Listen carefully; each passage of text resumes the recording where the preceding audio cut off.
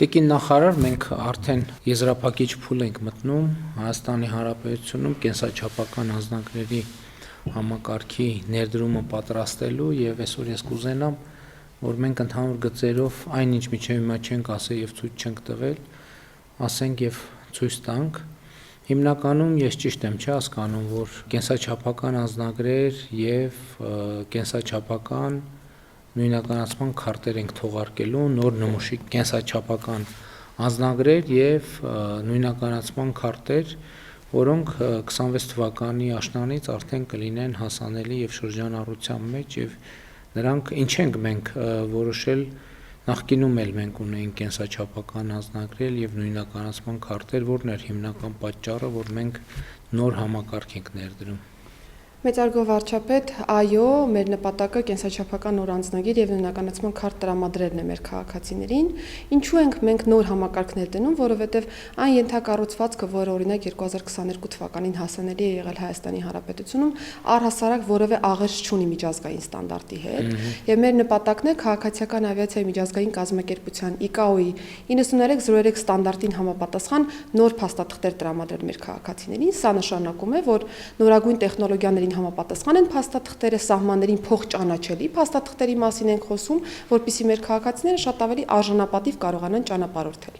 Եվ հենց այս նպատակադրմամբ էր, որ մենք սկսեցինք բավական երկար գործընթաց կենսաչափական համակարգի ներդրման, շուկայի ուսումնասիրություն ենք իրականացրել եւ ի վերջո անցյալ տարի ապրիլին կնքել ենք պայմանագիր մասնավոր գործընկերոջ հետ եւ սկսել ենք ներդրումների փուլը։ Բավական երկար գործընթաց ենք սկսել ենթակառուցվածքից մինչեւ դիզայնի աշխատանքներ եւ ենթակառուցվածքն այս պայծրությամբ ընթացքի մեջ է գտնվում, այսինքն ձևավորում ենք տվյալների կենտրոն, որը հենց պիտի ապահովի ICAO-ի բարձր համապատասխանությունը այս տեսանկյունից, այս պայն նաեւ ICAO-ի հետ հուշագիր ենք կնքում որպես այդպեսին, որպեսզի կարողանանք մեր տվյալները ընթերնելի եւ հասանելի դարձնել նաեւ գործընկեր պետությունների համար, ընդհանուր օգտագործման ենթակա։ Պետք է փաստեմ, որ առաջին եւ ամենակարևոր չափանիշը հենց այն է, որ անձը հաստատող փաստաթուղթը համապատասխան է լինելու միջազգային այս բարձր ստանդարտին եւ մեր բոլոր լուծումները հենց այս տրամաբանության մեջ են նախատեսված։ Եվ սա կարևոր է նաև Եվրոպական միության հետ վիզաների ազատականացման գործընթացը ավարտին հասցնելու, որպեսզի մեր քաղաքացիները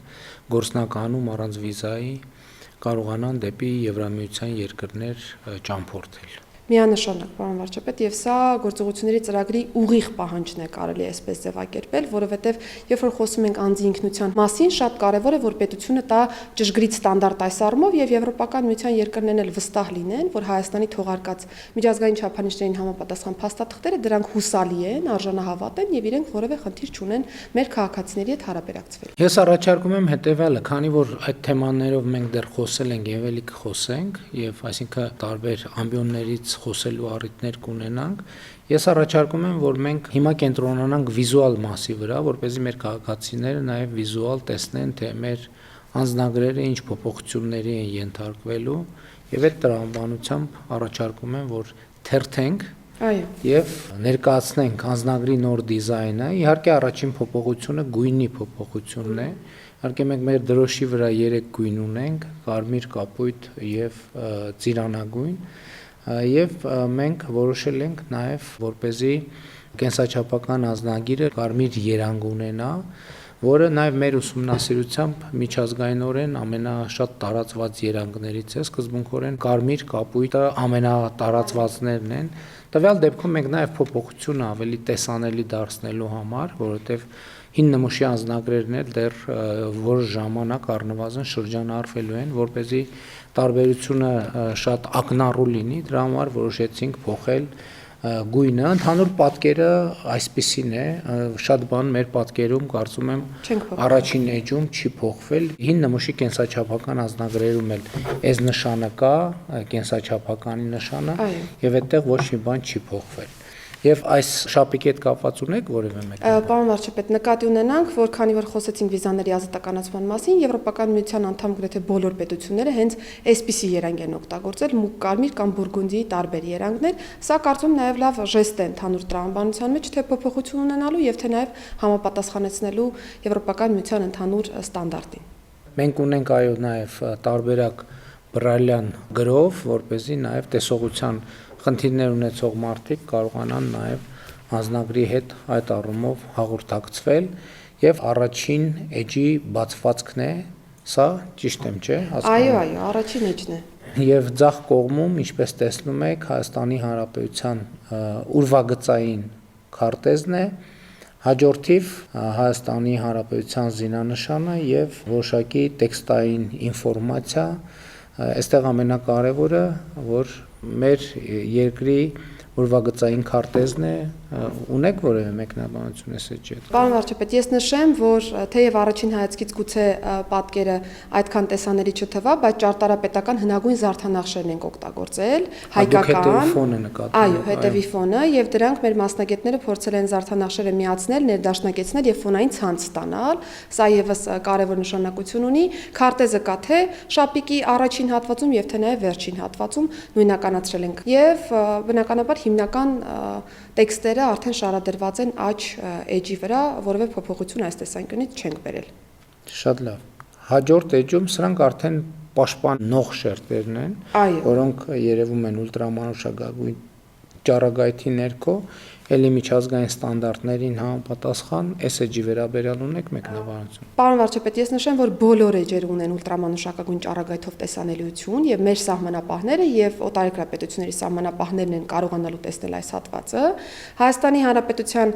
քարտեզի մասով կտեսնեք մի փոքր գեղարվեստական լուծում ենք ավելացրել, որպեսզի նույնական չլինի հիմնական պատկերի հետ։ Կա Հայաստանի Հանրապետություն բառերը այստեղ նախատեսված եւ Հայաստան բառն է թշնատարերի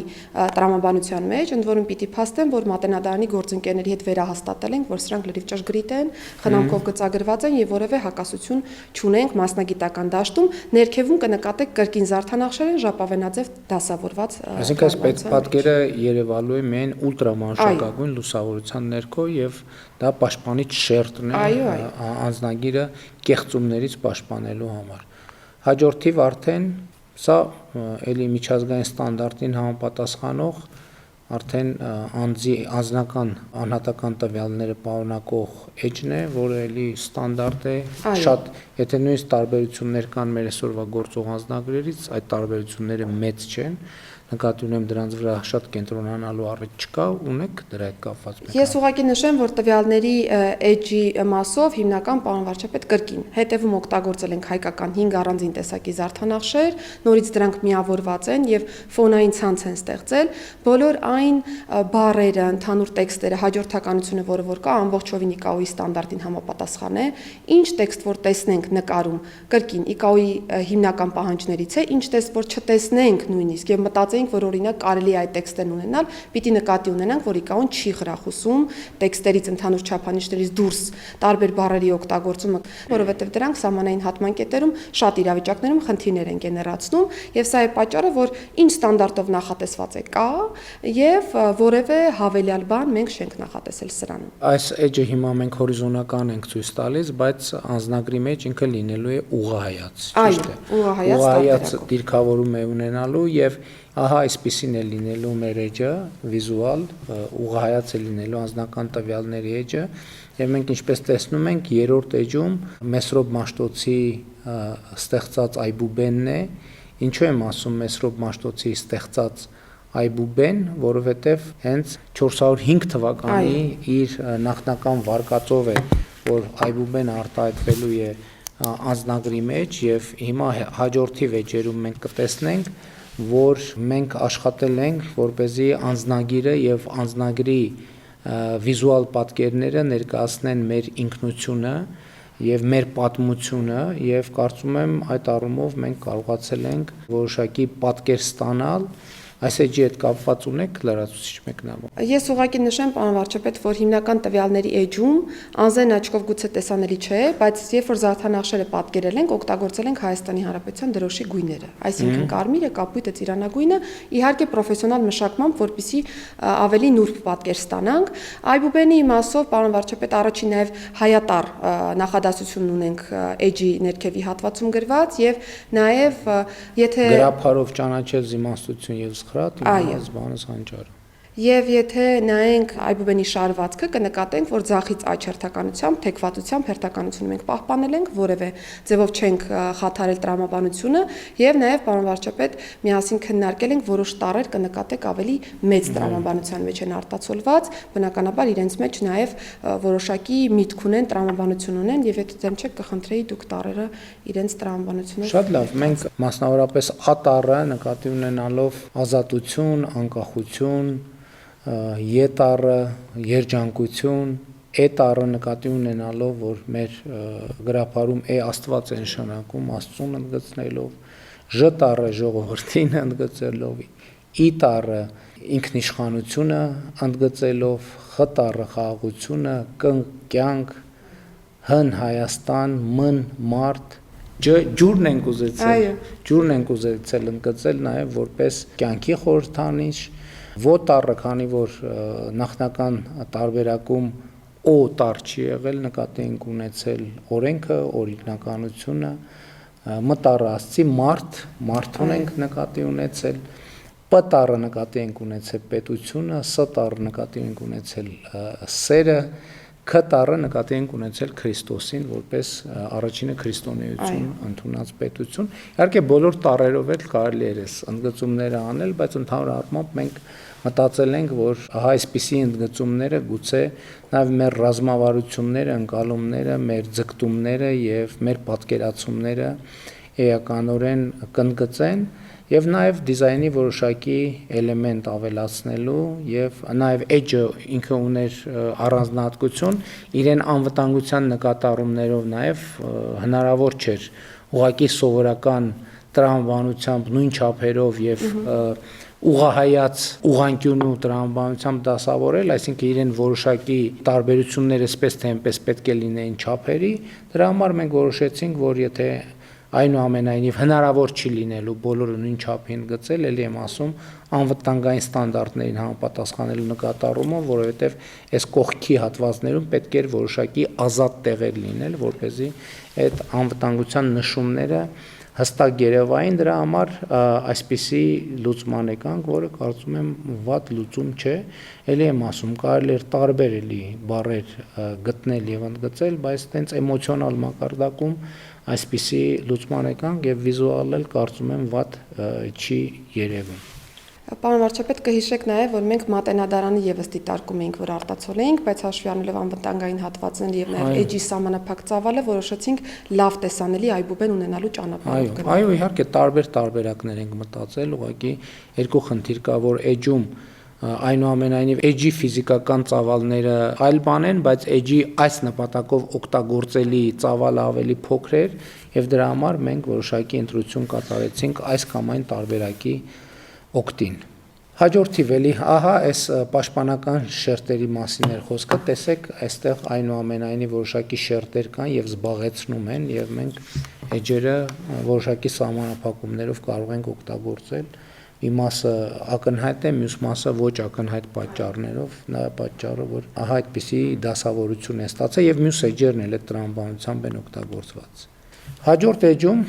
պատկերը կարծում եմ ակնհայտ է, այսպիսով մենք ցույց ենք տվել մեր ծագումնաբանությունը եւ Հայ գնահապետն է անձնագրի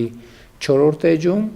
եւ նաեւ անձնագրի 5-րդ էջում ժայռապատկերներն են Հայաստանի Հանրապետության տարածքում գտնվող եւ այսպիսով նաեւ մեր ծագումնաբանության եւս մի շերտ ենք մենք բացահայտում։ Պարոն վարչապետ, այստեղ երկար չենք մտածել, կհիշեք մեր քննարկումները, որ որոշել ենք, որ Հայ գնահապետը անպայմանորեն պիտի լինի մեր անձնագրում հաշվի առնելով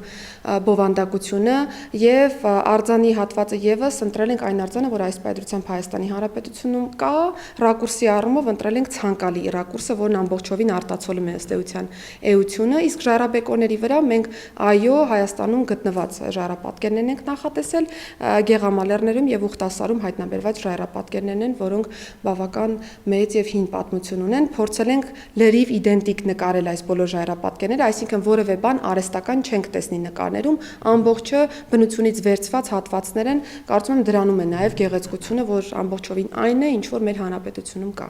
Հայկ Նահապետի արձանի նաև դիրքի խնդիր կար եւ ես կարծում եմ, որ այսինքն ոչ բոլոր տեղերում եւ ոչ բոլոր դիրքերով ինքը ելի նույն պատճառներով կտեղավորվեր, հիմա ինքը իր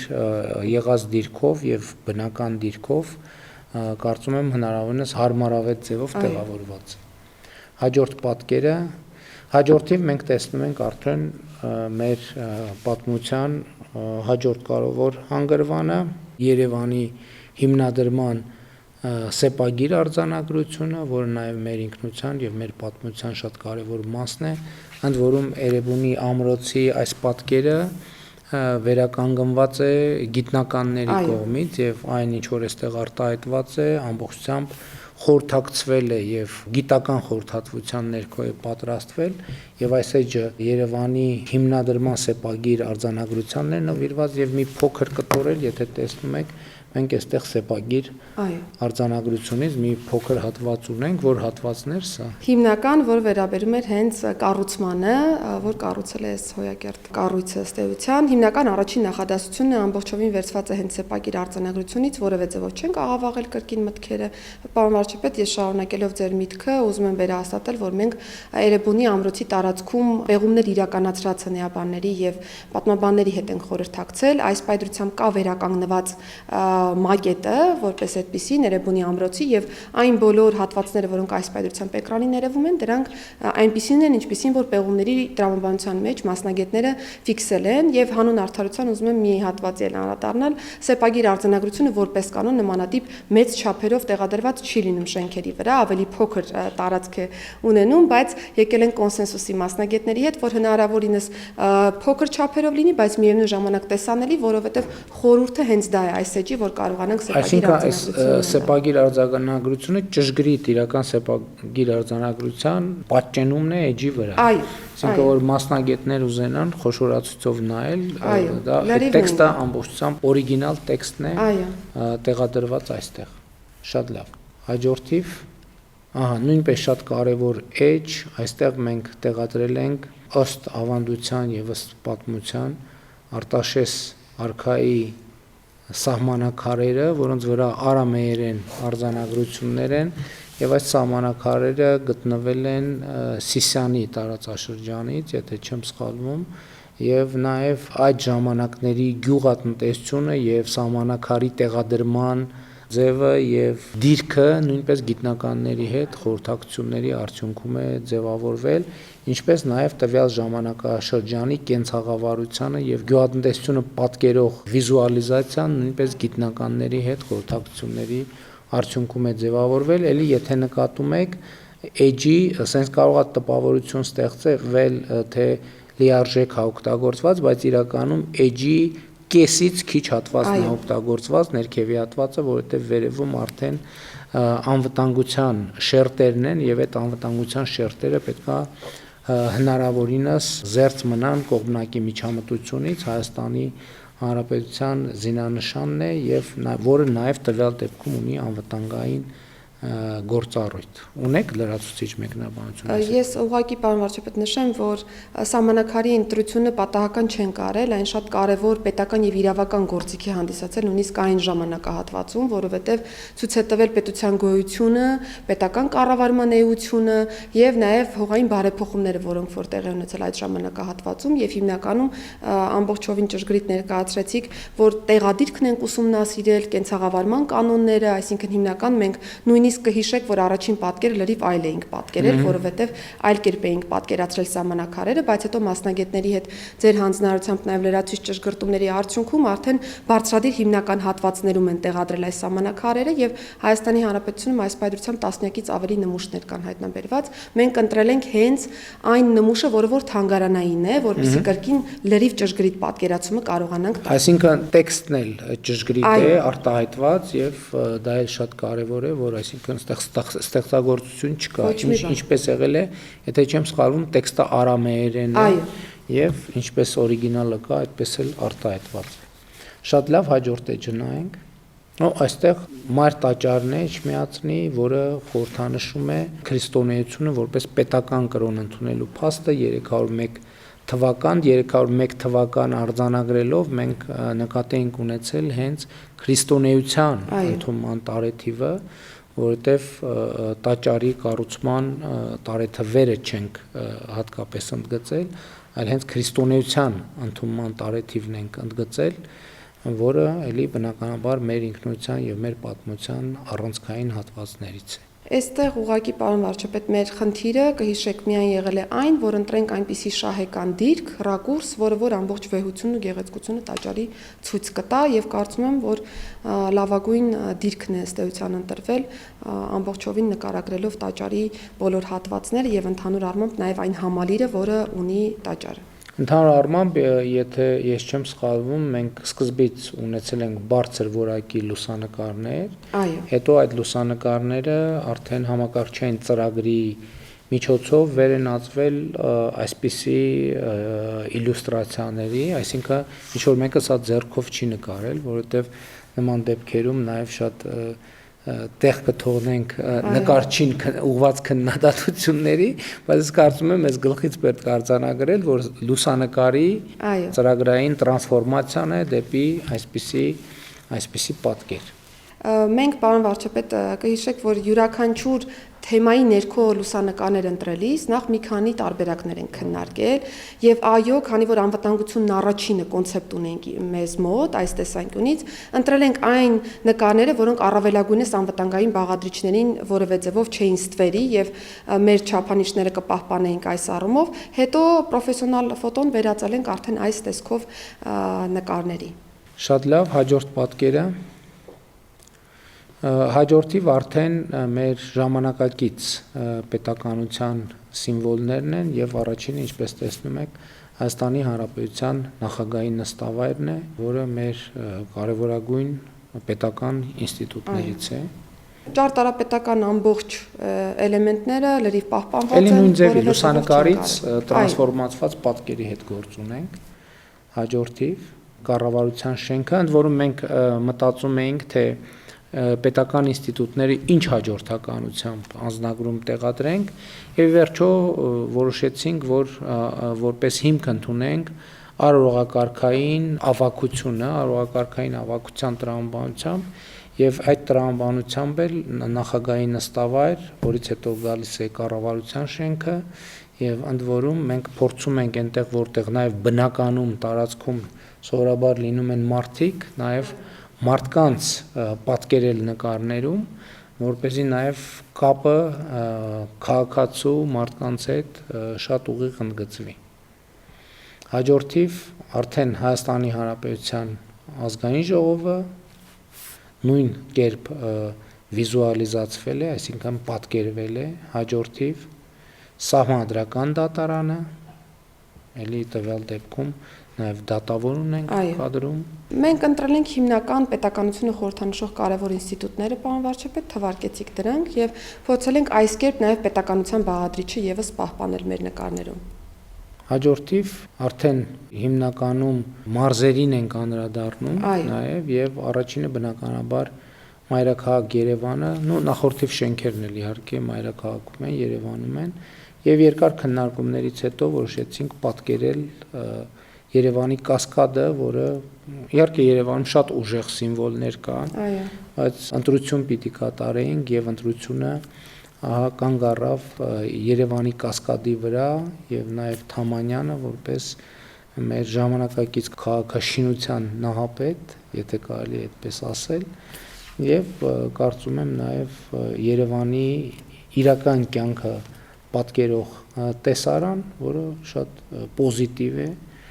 եւ այս կադրն էլ կարծում եմ հաջող է ընտրված, ընդ որում մենք ընդգծել ենք նաեւ հիմնականում կասկադի կողքի շինությունները որոշել ենք, որ քան մանավանդ հիմա այնտեղ ներդրումային ծրագրեր են իրականացվում, մենք այսինքն փոխվելու է, բայց մենք որոշել ենք կասկադի սկզբնական տեսքի տրամաբանությամբ առաջնորդվել եւ ահա այսպիսի պատկեր ենք ստացել։ 500 ընդգծելով կասկադը ունի 572 աստիճան։ Այդ տենց փոքր ինֆորմացիաներ է։ Հաջորդիվ Արագած լեռը իր 4 գագաթներով եւ տվյալ բարձրության մասին եւ իհարկե նաեւ արագած բարձրացող քաղաքացիները, որը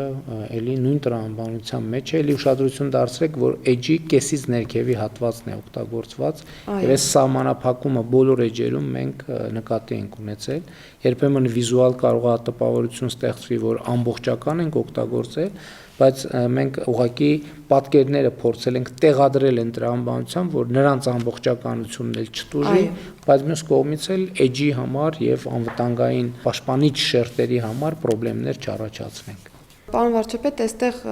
սկսում ենք Արագածոտնի մարզից, մենք այբենական ենք դասավորել մարզերը, սա էլ եմ ուզում ասել, եւ կտեսնենք, որ նկարի ներքևի հատվածում նաեւ երիցուկներ կան, որոնք ավելի բնական տեսք են հաղորդել։ Արագած գնացող մեր բոլոր քաղաքացիները կարծում եմ գիտեն, որ տարածքը հայտնի է երիցուկների ընդհանուր դաշտերով եւ փորձել ենք նաեւ բնականություն հաղորդել ընդհանուր պատկերին։ Շատ լավ, հաջորդը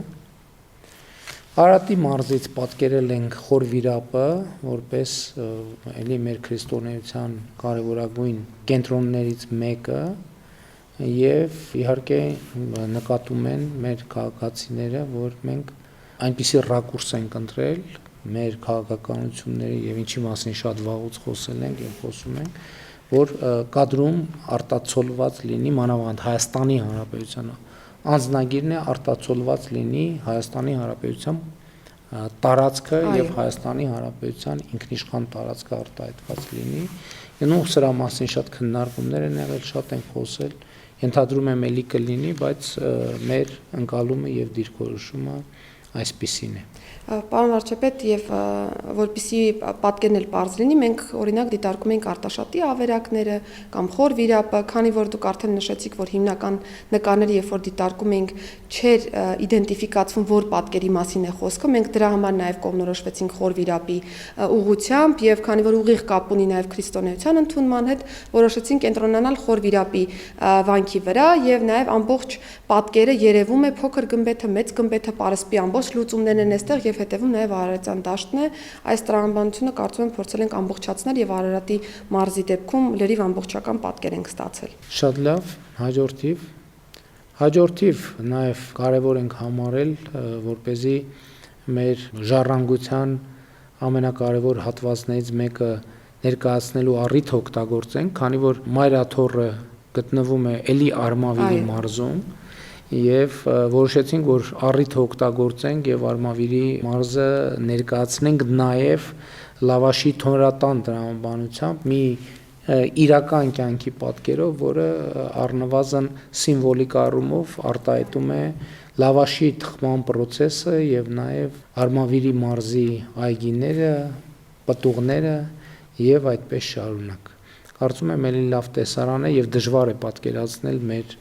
մեր ինքնությունը եւ մեր երկիրը առանց լավաշի թխման արարողության, որովհետեւ դա մեր ինքնության եւ իրականության ուժեղ սիմվոլներից մեկն է։ Ես այստեղ միայն հավելեմ, պարոն վարչապետ, որ հիմնականում բնականաբար թոնրատները փակ տարածքներում են, բայց մենք ուսումնասիրել ենք նաև գյուղական տարբեր միջավայրերը եւ բացօթյա թոնրատներ եւս հայտնաբերել ենք, այնպես որ սա եւս չենք հորինել ամբողջը իրական կյանքից վերցած։ Պետք է հաշվի առնել նաև, որ սիմվոլիզմի տրամաբանությունն էլ պետք է հաշվի առնել, իհարկե բացօթյա թոնիրներ, թոնրատներ նույնպես կան եւ այս սիմվոլիկ պատկերը նաև երբ որ Պապիկ այգում աշխատելուց հետո եկել է հանգստանում եւ համտեսում է թարմ լավաշը եւ այլն, այսինքն կյանքի իրական պատկերները նույնպես, այսինքն անձնագիրը նաեւ մեր կյանքի արտահայտումը պետք է լինի եւ ես գոնե այս տեսարանը եւ այս պատկերը շատ եմ հավանում եւ շատ եմ սիրում։ Խնդրեմ հաջորդիվ իհարկե մենք մտածեցինք, որ շատ կարեւոր է, որպեսզի նաեւ Սևանա լիճը երևա եւ բայց մյուս կողմից Սևանա լիճը ցույց տանք այնպես որ նախ ինքը նույնականացվի եւ նույնականացվի այնպիսի դիտանկյունից, որը նաեւ Հայաստանի Հանրապետությունում շատերին ծանոթ չէ, որովհետեւ կարծում եմ Սևանը բնականաբար Հայաստանում բոլորը գիտեն, բայց վստահ չեմ, որ Բերդկունք ամրոցը 10-րդ դարի շատերն են այցելել եւ շատերը գիտեն, որ Սևանի ափին Բերդկունք ամրոց կա եւ մենք նաեւ որոշեցինք այս ճանապարհով նաեւ Բերդկունք ամրոցի հանրահռչակմանը ծառայեցնել անձնագրի ձևավորումը եւ իհարկե Սևանը այսօրվա պատկերով ուրախությամբ պետք է նշեմ, որ նաեւ հիմա Սևանում շատ հաճախ կարելի է տեսնել առագաստա նավեր փոքրիկ եւ այս պատկերն էլ նույնպես այսօրվա իրականությունն է արտահայտում եւ հիմա էլ Բերդկունքում էլ շարունակաբար պեղումներ են տեղի ունենում եւ սա նույնպես մեր պատմական ժառանգության շատ կարեւոր մի հատված է։ Ես ուղղակի հավելեմ, պարոն վարչապետ, որ քանի որ դժվարամատչելի անառիկ ամրոցը Բերդկունքը եղել, հիմնական հենց հասանելիություն ապահովող հատվածն է պատկերում երևում, որը Բերդկունք գյուղից է ըստ էության գնում եւ այո, Սևանալիճը առանձին վերցված չէին կարողանում լավ պատկերով նկարագրել եւ նաեւ թերակղզու տարբերակը եւս փորձել էինք, բայց որpիսի մեր նպատակը կարողանանք իրացնել, այսինքն նույն լոկացիաները անընդհատ չկիրառենք անձնագրում, ավելի հետաքրքիր բազմազան տարբերակով ապահովենք, Բերդկունք ամրոցը կարծում լավագույնս արտահայտում է այս միտքը։ Շատ լավ, հաջորդ էջը եւ իհարկե ակնհայտ տեսարանը Գառնու հեթանոսական տաճարը, որը նույնպես մեր պատմության շատ կարեւոր հանգրվաններից է եւ իհարկե Հայաստանի քաղաքացիների եւ օտարերկրյա զբոսաշրջիկների համար ամենասիրելի վայրերից մեկը, այստեղ շատ մեկնաբանություն չունեմ, պարզապես Գառնու տաճարը։ Այստեղ պարոն վարչապետ, ես ուղղակի ուզում եմ նաև նշել, որ մշակույթների լավագույնս համադրման լուծում ունենք որպես այդպիսին, որովհետև հունական դասական ճարտարապետական ոճն է օգտագործված շենքում, հայկական քարերն են եւ նաև ուշադրություն դարձնենք, որ մեր քաղաքացիները որպես կանոն աստիճաններին են նստում եւ նկարվում, փորձել ենք նաև այստեղ եւս այդ էլեմենտը ապահովել։ Այստեղ իհարկե կարող է հարց ցակել, թե ինչ են երկու քաղաքացիներ պատկերվում, որովհետև պարզ է, որ Գառնիում էլ հանրապետության հրապարակում են մյուս տեղերում էլ քաղաքացիների թիվը միշտ անհամեմատ ավելի մեծ է, բայց ուղղակի չենք կարող բազմաթիվ քաղաքացիներ պատկերել, որովհետև այդ դեպքում արդեն բուն հուշարձանի պատկերման ամբողջականությունը կտուժեր, դրա համար փորձել ենք մարդու ներկայությունը ընդգծել, բայց նաև շատ մարդկանց ներկայությամբ որևէ ձևով չստվերել հուշարձանի պատկերումը մեր անձնագրի էջերի վրա։ Խնդրեմ հաջորդը Լորի Բերդ ամրոցը, որը նույնպես մեր պատմության շատ կարևոր կոթողներից է եւ Լոռու մարզում էլ մենք ունենք բազմաթիվ պատմամշակութային հուշարձաններ եւ իհարկե բնության գեղեցկություններ, որ մենք կարող ենք պատկերել, բայց այնուամենայնիվ մենք այստեղ փորձել ենք նաեւ մեր պետականությունը խորհրդանշող սիմվոլներ ընդգծել եւ Լորի Բերդը իհարկե մեր շատ կարևոր սիմվոլներից է եւ ուրախ եմ, որ մենք անձնագրում ունենք այս պատկերը եւ նաեւ հույս ունեմ, որ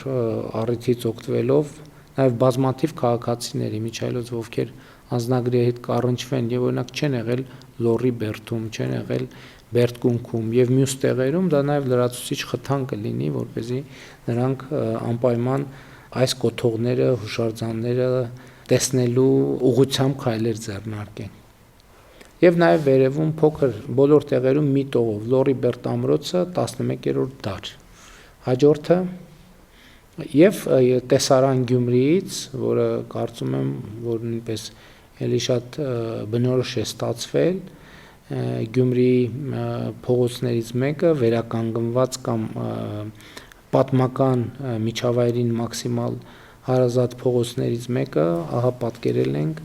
եւ իհարկե Գյումրիի հայտնի ֆայտոնը չէր կարող տեղ չզբաղեցնել մեր անձնագրի մեջ եւ էլի պատկերը հնարավորինս նույնական է իրականության հետ, էլի նույն մեթոդն ենք օգտագործել, հիմնականում լուսանկար, որը հետագայում համակարգչային ծրագրերի միջոցով տրանսֆորմացվել եւ վերածվել այսպիսի պատկերի։ Հաջորդը Բաղաբերդ ամրոցը, որը գտնվում է Կապանում, Կապան խոշորացված համայնքում, Կապանի մերձակայքում, եւ որտեղ եւս կառավարության հատկացրած միջոցներով իրականացնում են պեղումներ եւ առաջկայում նաեւ վերականգնման աշխատանքներ տեղի կունենան։ Էլի Սյունիքի մարզը նույնպես մենք փորձել ենք ցույց տալ հարահռչակման տրամաբանությամբ։ Այն տեղերը, որ բոլորս գիտենք, Եվ մենք այստեղ փորձել ենք հնարավորինս այնտեղ որտեղ կար այդպիսի տարբերակ կարող ենք ներկայացնել, որովհետև դեպք կար, այսինքն ենթադրենք Սահմանադրական դատարանի շենքը բոլորս գիտենք, բայց այնուամենայնիվ ինքը պետականության կարևորագույն ինստիտուտներից մեկն է, չենք կարող այլ շենք դնել, բայց մարզերում որտեղ կար հնարավորություն այլ դիտանկյունից նայել, օգտվել ենք այդ հնարավորությունից եւ նաեւ Բաղաբերդ ամրոցը եւ մեզանում եւ ի վերջո սա միջազգային փաստաթուղթ է առաջին հերթին եւ Հայաստանի սահմաններից դուրս հանրահռչակելու տրամաբանությամբ։ Այստեղ պարոն վարչապետ գլխագրում տեսնում ենք 4-ից 18-րդ դար, պիտի նաև նկատենք, որ բաց աղբյուրներում տարբեր թվեր են, որպես այդպեսին երևում այս մասով, բայց մենք կրկին խորհրդակցել ենք մասնագետների հետ, որպեսզի ճիշտ ժամանակահատվածը արտահայտենք եւ Սյունիքի մարզի դեպքում կհիշեք, որ մենք բազմաթիվ տարբերակներ ենք քննարկել, Շաքի ջրվեժը, Խուստուպլեր, Տաթևի վանք, շատ են զորած քարերը, շատ են եղել տեղանքները, որոնք որ կարելի էր ընտրել, բայց քանի որ պատկերի առումով կրկին ուզում ենք բազմազանությունն ապահովել, կանգ առանք Բաղաբերդի վրա։ Եվ նաև պետականությունը արտահայտող սիմվոլների վրա ենք կենտրոնացել, իհարկե նախորդ պատկերներում տեսանք, որ նաև մեր ծագումնաբանությունը, մեր պատմությունը եւ մեր պետականությունը, այսինքն այս 3 հիմնական սյուների վրա է հենել անձնագրի ձևավորման տրամաբանությունը։ Հաջորդիվ Սրանոցի կամուրջն է 13-ից 14-րդ դարի Տավուշի մարզում գտնվում է Գիրանց գյուղի մոտակայքում եւ նաեւ այստեղ էլ Տավուշի մարզում էլ բազմաթիվ պատմամշակութային բոլորիս հայտնի հուշարձաններ կան եւ մենք փորձել ենք նաեւ այստեղ բազմազանությունը ապահովել բերդեր, եկեղեցիներ, կամուրջ, հաջորդիվ կտեսնենք նաեւ այլ պատկերներ, որովհետեւ օրինակ նաև Տավուշի մարզից էլ կար տարբերակներ, թե ինչ տարբերակներով գնանք առաջ եւ որոշեցինք այնպեսի, որ բազմազանությունը նախ հատուկ լինի մարզին եւ երկրորդն է Հայաստանի դիմանկարի բազմազանությունը, Հայաստանի բազմաշերտությունը արտահայտող պատկերներ ունենանք։ Այստեղ պարոն վարչապետ կարծում եմ մարդու կերպարն է ամենախորհրդանշականը, որը հենց Տավուշի մարզի դեպքում ենք պատկերել եւ հենց նաեւ Գիրանցի մոտակայքում գտնվող կամրջի տրամաբանության մեջ ենք պատկերել, որ ազատությունը խորհրդանշող մարդու կերպարանք ունենք եւ կամրջի մասով այո ամենահնագույն կամուրջներից է եւ եթե իմ ուսումնասիրությունները ճիշտ են այս մասով, նախկինում Տավուշի մարզում 2 բնակավայրեր է կապել այս հիմնական կամուրջը եւ կենսական նշանակություն ըստ էության ունեցող կամուրջներից է։ Կարծում եմ փորձել ենք նաև զուգահեռ բնաշխարհը եւս հնարավորինս ճշգրիտ ծառերի տեսակներով նույնիսկ պատկերել, որ ամբողջական ստացվի։ Իհարկե նաև շատ կարևոր է ընդգծել, որ մենք Սրանոցի կամուրջը նաև ԿԳՄՍ-ն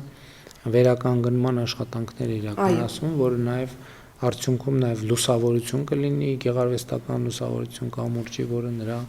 պատմությունը եւ կարեւորությունը ավելի կընդգծի։ Եվ քանի որ խոսեցիք վերականգնման աշխատանքների մասով, պարոն վարչապետ, Լոռի Բերդի դեպքում էլ եւս ունեցել վերջերս նաեւ հանրայնացրեցիք, կարծում լավ առիթ է, որ կրկին մենք այցելենք մեր բնակավայրերը եւ մեր պատկերած բոլոր բերդերում, ամրոցներում իրական պեղումներ իրականացվում են եւ նաեւ վերականգնման հետ կապված եւ առնվազն պահպանման, կոնսերվացման ուղղությամբ բոլոր տեղերում իհարկե աշխատանքներ իրականացվում են։ Եվ Վայոց ձորի մարզում էլի երկար մտածելուց հետո որոշեցինք Ջերմուկի ջրվեժը պատկերել, որովհետև Շաքի ջրվեժը Սյունիքի դեպքում չպատկերեցինք, որոշեցինք, որ այնուամենայնիվ պետք է Հայաստանի ջրվեժներից գոնե մեկը պատկերված լինի անձնագրում եւ նաեւ առիթից օգտվելով Ջերմուկի հայտնի պատկերը, սիմվոլը, եղնիկը եւ նաեւ ջրվեժը պատկերեցինք, որը կարծում եմ բավականին լավ է ստացվել էլի։ Էլի Վայոց ձորի մարզում կամ բազմաթիվ հուշարձաններ, բայց խնդիրը այստեղ ոչ միայն մարզի ամենակարևոր հուշարձանը ցույց տալն է, այլև նախ ցույց տալ Հայաստանի բազմազանությունը, Հայաստանի հարստությունը տարբեր ուղղություններով եւ բնական եւ պատմամշակութային հուշարձաններով եւ էլի ընդգծելով մեր պետականության սիմվոլները, մեր ծագումնաբանությունը, մեր ինքնությունը։ Այստեղ պարոն վարչապետ կհիշեք, թե որքան բարդ էր տրվում ջրվեժը ստանալը, հաշվի առնելով էլի անվտանգային հատվածները, աննշան փոփոխություններ են արել, որպեսզի ջրվեժի երկարությունը շատ ավելի տրամաբանական երևա մեր պատկերում։ Եվ եղնիկը կրկին բնական եղնիկից վերցած հատված ունենք այստեղ։ Հաջորդը արդեն ամփոփիչ էջն է, որտեղ մենք արդեն ունենք գրեթե առաջի էջի նման պատկեր Հայաստանի Հանրապետության ուրվագծային քարտեզը, ընդ որում եթե ճիշտ նկատեցի առաջին էջում Երևանը գրված է հայերեն, վերջին էջում Երևանը գրված է անգլերեն, նաև այդ բազմազանությունը ապահովելու համար եւ իհարկե թողարկող մարմինը ներքին գործերի նախարարությունը եւ նախարարության շենքն են արտացոլված։ Պարոն վարչապետ, անցնենք նաև ուլտրամանուշակագույն ճառագայթին, որպեսզի նաև թռչնի թռիչքի տրամաբանությունն էլ ներկայացնենք։ Այստեղ, ինչպես նշեցի սկզբում, բոլոր էջերը ունեն ուլտրամանուշակագույն ճառագայթներ եւ նաեւ եթե էջերի համարակալումներն էլ դիտարկեն կողքի եզրային նշանները, անընդհատ թերթելու պայմաններում կնկատեն մեր քաղաքացիները, որ հաջորդականություն են ապահովել թերթվելու պայմաններում եւ որոշակի տրամադրություն կա այստեղ նախատեսված։ Հիմա, եթե մի փոքր արագ ուղղակի ուլտրամանուշակագույն ճառագայթի էջերը թերթենք, կնկատենք։ Ընդ որում ուզում եմ ուշադրություն հրավիրեմ այն փաստի վրա, որ աղավնիներ են պատկերված էջերում, բնականաբար նկատի ունենալով խաղաղությունը, երջանկությունը եւ աղավնու թռիչք ենք նաեւ փորձել ստանալ այստեղ։ Վերջին էջում կրկին փակում ենք Հայաստան թռչնատարերով եւ աղավնու արդեն նստելու դիրքի գալու ընդհանուր պատկերով։ Նորից տեսնում եք, որ Հայաստանի քարտեզը ուլտրամանուշակագույն ճառագայթով մի փոքր տարբերվում է հիմնական պատկերից եւ անգլերենով շեղված է պատկերից, որ նույնական չլինի, որովհետեւ ենթադրվում է, որ նա հենց անվտանգային նկատառումներով, այստեղ ինչ արվել է եւ ոնց արվել է նկատի ունեցվել միջազգային ստանդարտը, որպեսզի նաեւ միջազգային ստանդարտի տեսակետից ուլտրամանուշակագույն եւ մյուս գծերը իրար չպետք է կրկնեն։ Դրա համար Հայաստանի ուլտրամանուշակագույն պատկերի քարտեզը որոշակիորեն շեղված է արդեն սովորական աչքի համար տեսանելի քարտեզից, դա էլ եմ ասում ստանդարտների բերումով է։ Եվ պարոն վարչապետ, մի հոլոգրամի էի ուզում անդրադառնալ, որը որ մեր բոլոր էջերում կա, տեսնում եք վերևի հատվածում բոլոր տեղերում արևային ժամացույցին նմանվող մոտիվներով զարդանախշ ենք պատկերել, կիսաշրջանաձև, հին եւ միջնադարյան ժամանակահատվածում օգտագործել ենք որպես ժամացույցներ։ Հիմա այն բոլոր պատկերները, որոնք գրեթե բոլորը, որոնք որ կա արտացոլված, օրինակ Խոր վիրապի վանքում, Մատենադարանի դռների վրա, տարբեր եկեղեցիներում, խաչքարերի վրա, այս նշանները որպես այդպես կան եւ սա եւս մեր ժառանգության մաս է որպես այդպեսին եւ փորձել ենք նաեւ այս տարբերակում հոլոգրամը կրկին որպես անվտանգային բաղադրիչ օգտագործելով այդուհանդերձ նաեւ պատկերել որպեսզի այս հատվածը եւս բաց չմնա եւ նաեւ ուզում եմ նշել որ պատկերները մենք սկսել ենք մշակել ոչ միայն պրոֆեսիոնալ լուսանկարիչների օժանդակությամբ այլ ձևավորել էինք գեղարվեստական թիմ որին զուգահեռ նաեւ հետազոտող երիտասարդների հետ էինք նաեւ քննարկել ստեղծագործող երիտասարդների հետ մեզ օգնել են Pixart-ի գործընկերները Թումո ստեղծարար կենտրոնի երիտասարդներն են մտքերի գեներացման փուլը մեզ օժանդակել եւ Հակոբ Կոջոյան կրթահամալիրի սաները եւս իհարկե արդեն իմպլեմենտացման փուլում առավելագույնս հենվել ենք Pixart-ի մասնագետների խորհրդատվության վրա, բայց կարծում եմ սա նաեւ ոճային առումով նորություն է, որովհետեւ ի վերջո բոլորիս փաստաթուղթն է սա եւ բոլորս պիտի ներդրում ունենանք թե մտքերի գեներացման եւ թե նաեւ պատկերման փուլերում։ Ընդ որում ուզում եմ ասել էլի, որ կարող է հարց ծագել, թե ինչու է գծանկարով եւ ոչ թե ասենք լուսանկարով եւ այլն։ Այստեղ էլ միջազգային ստանդարտն ենք նայել, բազմաթիվ անձնագրեր ենք դիտարկել, որտեղ պատկերներ են արված եւ ոչ թե սիմվոլներ, այսինքն բոլոր դեպքերում այս ձևաչափով է արվում, որովհետեւ այդ էջերում լուսանկարներ դժվար է պատկերացնել, ինքը պարզատ տպագրության մեջ շեղումներ կլինեն եւ այլն, եւ շատ կարեւոր է, որ մենք այստեղ արտացոլում ենք պատկերներ, որոնք հատուկ մշակված են հենց անձնագրի համար, բոլոր ստանդարտներին համապատասխան։ Իհարկե անվտանգային շերտեր կան, որոնց մասին մենք այսպես բաց խոսում ենք, եւ անվտանգային շերտեր կան, որոնց շուրջ չենք խոսում եւ ընդունված էլ չէ խոսել, եւ մենք այս տրամաբանությամբ ներկայացրել ենք այս անձնագիրը հույս ունեմ, որ մեր սիրելի քաղաքացիներին դուր եկավ, առնվազն այս տեսանյութը կարող են նայելով նորից թերթել, մի քանի անգամ թերթել, նայել, վերլուծել եւ իրենց հետեւությունները անել։ Մենք կենսաչափական անձնագրերը պլանավորում ենք, որ արդեն քաղաքացիներին հասանելի կլինեն 2026 թվականի աշնանը եւ նաեւ արդեն ինչպես առիթ եմ ունեցել ընդգծելու կենսաչափական անձնագրերի ներդրմանը զուգահեռ մենք մեր սահմանային անցման կետերում նաև ներդնելու ենք առանց կոնտակտի, մարդկային կոնտակտի անցման մոդելը, երբ որ քաղաքացիները կենսաչափական անձնագիր ունեցող ուղղակի այդ անձնագրերը սկան անելու միջոցով եւ մարդու հետ շփում չունենալու պայմաններում կարողանան հատել սահմանը օդանավակայանում եւ սահմանային անցման մյուս բոլոր կետերում։ Այնպես որ Հայաստանի Հանրապետության սիրելի քաղաքացիներ, բարով վայելենք մեր նոր կենսաչափական անձնագրերը, հիմա արդեն գործնականում սկսում ենք թողարկման գործընթաց։